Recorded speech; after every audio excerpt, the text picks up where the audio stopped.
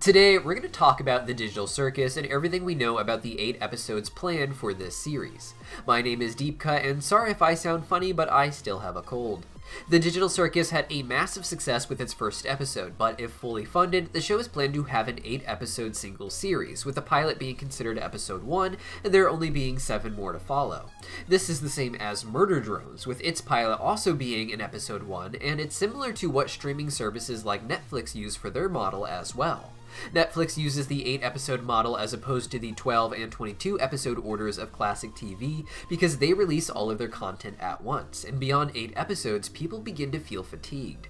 Glitch and other indie productions have found that an 8-episode season has benefits for their approach as well, which is the opposite of binge releasing, with episodes being very far apart. These indie shows rely on heavy use of background information and world building to create a place where fans want to pretend to live for months at a time in between major episode releases, with each one giving you complex puzzles to solve as a community that influence how we all interact socially around the show. With those bigger gaps between releases, 8 episodes make sense for a season or even for a series because 8 episodes can take about 2 years to release for these indie productions, the length of 2 seasons of a normal show. Even with all the extra information these indie projects are known for putting into the background of every episode, it is natural for people as a whole to lose interest and latch on to newer shows after 2 years as well, making it just the right amount of time for an indie project to phase out one idea and phase into a new one, whether it's a new arc or an entirely new show. Murder Drones seemed planned to have 8 episodes planned from the beginning, with a tightly written story built to reach its climax just before people could begin to get tired of it, all while introducing a new series that manages to build off the popularity of the original, such as Digital Circus has. Now, Murder Drones is very event-based, and each episode is more about taking the characters to an interesting place to explore, as well as their dynamics and ramifications there, but Digital Circus is mostly set in a singular location that the characters can't escape from. The Digital Circus can have endless rooms and locations and backdrops for adventure and drama and even mystery, but they are all just internal creations by Kane himself. Instead, it has been confirmed that the Digital Circus will have a more character-centric approach to each episode, with each character getting their own focus one episode at a time. The pilot may be counted as Pomni's episode, with there being just enough for the remaining characters, though Bubble may not get a dedicated episode as he seems to just be a satellite character for Kane to interact with on his level. With that in mind, Pomni may have her own more focused episode towards the end of the season, or this may technically have been it. Kane might get a focal episode as the finale, or that may be more focused on everyone again, with him not getting a real dedicated episode as his story is explored along the way. This is a format I think is very strong for an indie series to follow, as it allows for a self-contained story each time, but each story also being about a member of the Digital Circus means it would slowly build up the backstory of the circus overall, slowly getting closer to the beginning as our story gets closer to the end, with us likely learning about Kinger's past in the second to last episode, and then about Kane's in the finale, giving us a complete retroactive narrative mirroring the linear plot progression as we learn more about the Digital Circus origins. Now, the key to the Digital Circus is that none of these characters have their memories, though like Pomni, they may have vague semblances of memories that they're able to reconstruct into ideas of who they were before they entered the Digital Circus, decoding what the digital bodies say about them. Zooble is one of the most interesting characters because they are made up of so many different pieces of toys instead of being based on a singular toy the way Ragatha appears to be based off of Raggedy Ann.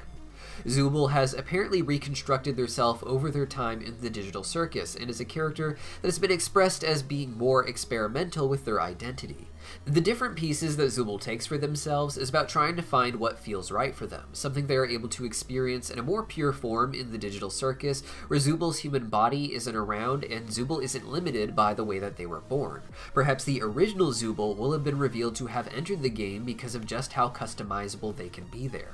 This is largely the appeal of shows like Digital Circus, Murder Drones, and even Hell of a Boss, where they create these giant worlds where what a character looks like is a reflection more so of their personality, and fans get to reimagine the way they are inside through the lens of demons in the Helliverse, robots in Murder Drones, and Pixar childhood Toyland in the Digital Circus. Now, originally, I had some theories that Jax might have had some romantic interest in Ragatha, but not realized it within the Digital Circus. I had theorized that they were a couple that came into the Digital Circus together but had no memory of each other, and thus things that were okay in their long-standing dynamic may have manifested more antagonistically here without them having memories of each other. Jax and Ragatha are reminiscent of Angel Dust and Vaggie, or Vagatha, from Hazbin Hotel, with Angel being the annoying instigator of conflict and Vaggie having to deal with that frustration. Originally, Angel and Vaggie were actually in a relationship with each other back in the Zoophobia comic days, and this antagonism from Angel was just part of their little relationship dynamic.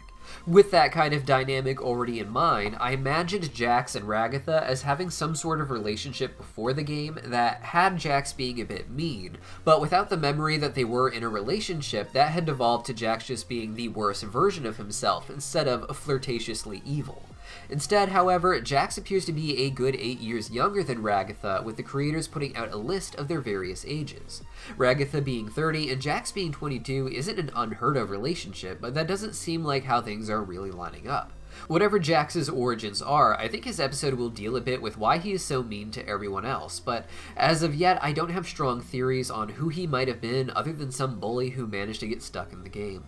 Now, Ragatha at age 30 seems to serve a bit more of a motherly role within the Digital Circus cast, leaning into the structure of things to maintain her sanity. She understands they are trapped there and just tries to make the best of it by helping along others, especially newcomers like Pomni. I wouldn't be surprised to find out that Ragatha somehow got stuck in this game after coming to play in it with one of her real-life children, who may be abstracted at this point. Though instead of there being a child of Ragatha that she came with, it's also possible she instead came with a brother. Ragatha is loosely modeled after Raggedy Ann, with the creator Gooseworks saying that there will be more Raggedy Ann and Raggedy Andy references in the show. Raggedy Ann is the sister in the Raggedy sibling duo, with Raggedy Andy being the brother. Raggedy Andy is more adventurous and daring, leading the way into danger from what I understand, with Ann being the more cautious and nurturing one the way that Ragatha is. It would make sense that if not coming in with a child, perhaps Ragatha came in with a brother and took the more nurturing role in the game that he was the one who really wanted to play.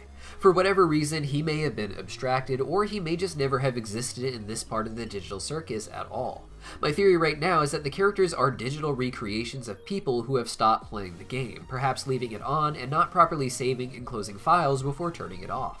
According to the special commercial available as a Digital Circus extra, the VR set allows for lifelike simulations thanks to a special chip in them. I believe this chip creates a digital version of you in the game that your brain in particular is able to connect to, allowing you to have those more lifelike experiences. This avatar would be piloted by you until you close the file, which would put the avatar in a sleep mode. Taking the headset off without properly closing the file, however, may detach the avatar from its user, and thus it would be a digital shadow of its user with none of its memories suddenly trapped in a simulation. This could mean the Digital Circus characters are actually fine in the real world, walking around as if nothing has happened, with these just being sentient recreations of a few people who just took the VR headset off without worrying about it. However, we know there are a lot of abstracted characters already, among them seeming to be someone from Kinger's past who, according to the creators of the show, is named Queenie, and who many expect to be the wife of Kinger, despite others arguing that she is from the opposite side of the chessboard. With there being Raggedy Andy references coming, I feel like we'll find out that Ragatha had a brother there who was also themed after Raggedy Andy, who became abstracted,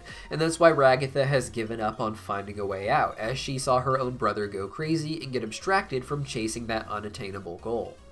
I don't know much about Gangle, and I expect them to have the most fillery backstory of all of the characters, though I don't think that means that it will be boring. Pomni's primary relationship right now is with Ragatha as an ally, with the others being more peripheral. Jax makes himself an important presence with his anger, and Gangle is almost an extension of him who exists just to take his pain so far. Zooble has their more complex backstory interwoven with their character design, and Kinger we know will probably be the second to last episode's focal character, giving us some crazy backstory we need so that the beginnings of this place make sense in the big finale. But Gangle will likely just have a very interesting, more self-contained story early on in the series to sort of help us ease into the more intense backstories I expect for the other characters. But what do you think? Let me know your theories on what will be happening in the various characters in the Digital Circus in the comments down below, and while you're down there, why not tell me to get better soon? I don't know, I'm sick.